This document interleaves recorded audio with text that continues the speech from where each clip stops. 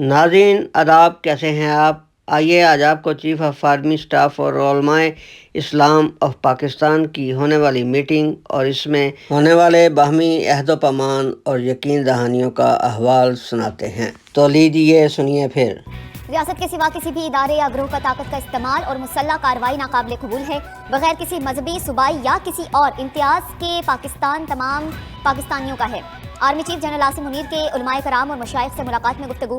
سپہ سالار نے مزید کہا، گمراہ کن پروپیگنڈے کی تشہیر کا تدارک اور اندرونی اختلافات کو دور کرنا ہوگا، بالخصوص اقلیتوں کو اور کمزور طبقوں کے خلاف عدم برداشت اور انتہا پسندی رویے کی کوئی جگہ نہیں۔ ISPR کے مطابق علماء کرام و مشائخ نے متفقہ طور پر انتہا پسندی، دہشت گردی اور فرقہ واریت کی مذمت کی۔ ناظرین، مزے کی بات یہ ہے کہ کسی بھی عالم اسلام نے کسی ایک بات کی بھی نفی نہیں کی، اب اسے باہم اتفاق رائے ہی قرار دیا جا سکتا ہے۔ نتیجتاً اب اگر پاکستان میں کسی بھی مذہب، فرقہ، گروہ یا اقلیت کے خلاف اشتعال انگیزی جاری رہی اور قتل و غارت کا بازار گرم رہا تو پھر عاصم منیر صاحب اور علماء اسلام کی گنجائش پاکستان میں باقی نہیں رہتی۔ عاصم منیر صاحب جائیں آسٹریلیا اور بن جائیں پراپرٹی ڈیلر، اور علماء اسلام جائیں جنت البقیع میں اور 70 حوروں کے ہمراہ پرتعیش روحانی زندگی گزاریں۔